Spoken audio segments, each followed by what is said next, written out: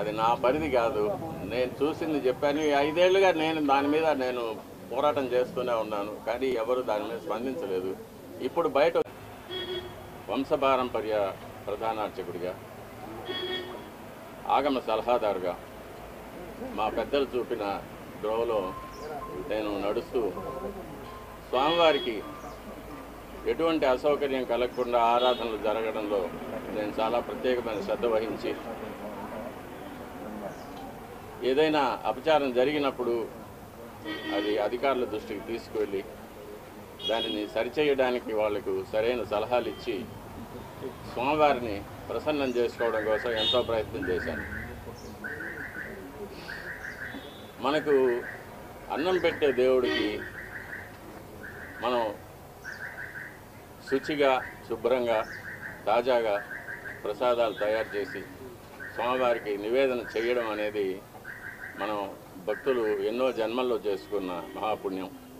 కానీ అందులోనే కల్తీలు జరగడం, స్వామివారికి సరైన వేళల్లో సరైన పరిమాణాల్లో స్వామివారికి నైవేద్యం కాకపోవడం అనేది చాలా విచారకరమైన విషయం. అందులోనూ ఆగమశాస్త్ర ప్రకారంగా ఆవుకు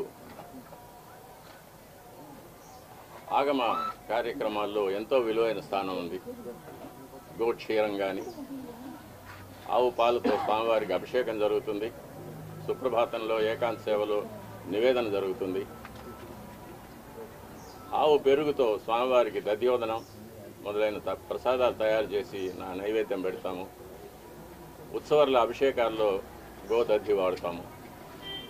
గోఘృతం అనేది స్వామివారికి నైవేద్యాల్లో, అన్నప్రసాదాల్లో, పణ్యారాలనే లడ్డు, వడ మొదలైన ప్రసాదాల్లో వాడతాము. అలాగే గోమూత్రం కానీ, గోమయం కానీ, యాగశాలను కానీ, ఆలయాన్ని కానీ శుద్ధి చేయడానికి వాడతాము. అటువంటి పవిత్రమైన గోవు యొక్క ఘృతాన్ని కల్తీ చేయడం అనేది, అది స్వామివారికి మనకు జీవితాన్ని ఇచ్చే స్వామివారికి ఇటువంటి అపచారం జరగడం అనేది చాలా విచారకరమైన విషయం. ఇవన్నీ చూసే పాపం కూడా మనం చేశామా అనిపిస్తుంది ఒక్కొక్కసారి. దీన్ని ఎన్నోసార్లు అప్పటి ఈఓ గారికి, చైర్మన్ గారికి దృష్టికి తీసుకెళ్ళి,